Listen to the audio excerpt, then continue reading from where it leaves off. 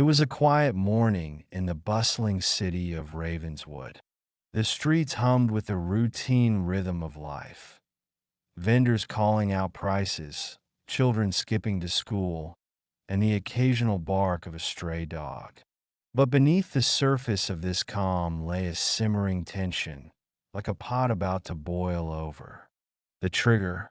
In the heart of the city stood a majestic tree, a symbol of unity and resilience. Generations had gathered under its shade, but a corporation named Axon Tech had recently purchased the land, planning to cut it down for a luxury mall. The announcement sparked anger among the locals, but the protests remained peaceful. That was until a bulldozer showed up one fateful afternoon. The first response, Elena, a fiery journalist, stood at the forefront of the crowd, her camera capturing the unfolding chaos. "You can't do this," she yelled, her voice cutting through the noise. When the bulldozer's operator ignored her pleas, she took a daring step forward and stood in its path. Her act of defiance ignited a spark. One by one, people joined her, creating a human barricade. "You may have the money, but we have the will," shouted an elderly man, his fist raised high. The provocation. The situation escalated when Axon Tech's security forces arrived. Armed with shields and batons, they pushed back the crowd, their tactics turning aggressive. The peaceful protest turned into chaos as some protesters were dragged away.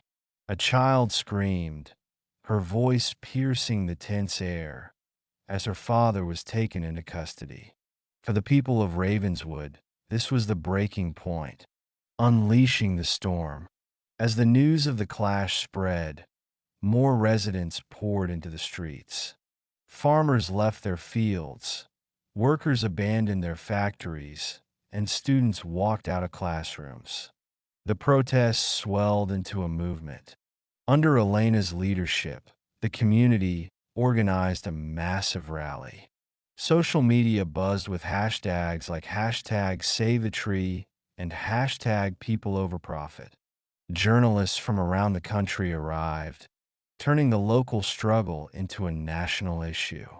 When Axon Tech's CEO, Robert Alden, dismissed the protests as a trivial matter, it only added fuel to the fire.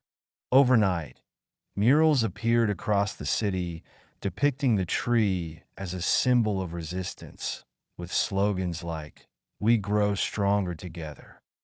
The turning point. Days turned into weeks.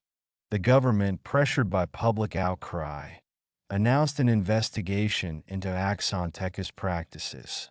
A pivotal moment came when the bulldozer operator, moved by the community's resilience, refused to continue his work. "We're humans, not machines," he declared during a live broadcast. "I won't destroy what binds this community together." The outcome? Faced with mounting pressure, Axon Tech finally relented.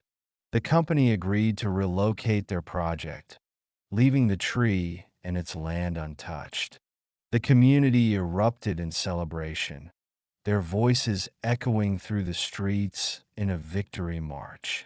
Elena stood beneath the tree, her camera capturing the moment.